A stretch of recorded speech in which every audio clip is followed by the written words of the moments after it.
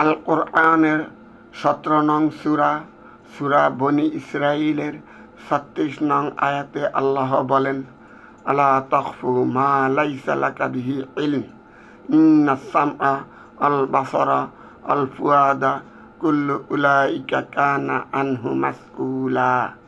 অর্থাৎ যে বিষয়ে তোমার জ্ঞান নেই সে বিষয়ে কোনো মন্তব্য করো না, কারণ কান, চোখ ও অন্তরকে এ বিষয়ে অবশ্যই জিজ্ঞাসা করা হবে।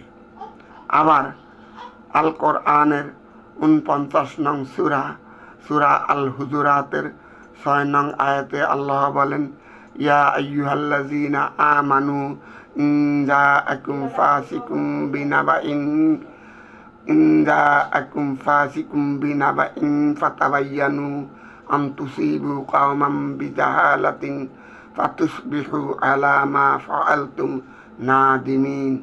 অর্থাৎ হে মুমিনগণ, কোনো ফাসেক অর্থাৎ পাপাচারী যদি তোমাদের কাছে কোনো সংবাদ বা খবর নিয়ে আসে তাহলে তার সত্যতা যাচাই করে নাও, তা না হলে তোমরা অজ্ঞতাবশত কোনো সম্প্রদায়ের ক্ষতি করে বসতে পারো, অতঃপর তোমরা যা করেছ সেজন্য তোমাদেরকে অনুতপ্ত হতে হবে।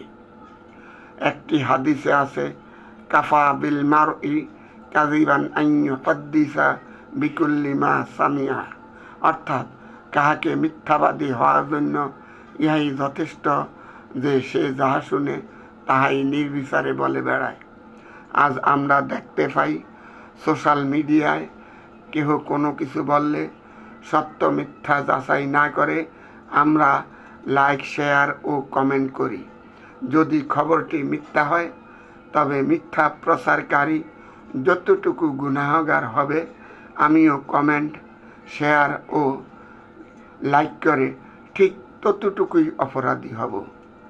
আর ফাসেকের কাজ হলো ইচ্ছাকৃতভাবে কোনো মিথ্যা তথ্য প্রচার করে মানুষের সামাজিকভাবে হেয় করা, তার মান সম্মান নষ্ট করা এবং সমাজে বিশৃঙ্খলা সৃষ্টি করা। তাহলে এ ধরনের খবরের আগে সত্যতা যাচাই না করে কোনো কমেন্ট বা লাইক, শেয়ার আমরা করব না। কারণ একটু চিন্তা করে দেখা উচিত, আমাদেরকে অবশ্যই এর জন্য আল্লাহর কাঠগড়ায় দাঁড়াতে হবে। আল্লাহ যদি প্রশ্ন করেন তুমি এই সংবাদ কোথায় পেয়েছ, তখন আমরা কি উত্তর দেব? আল্লাহ আমাদের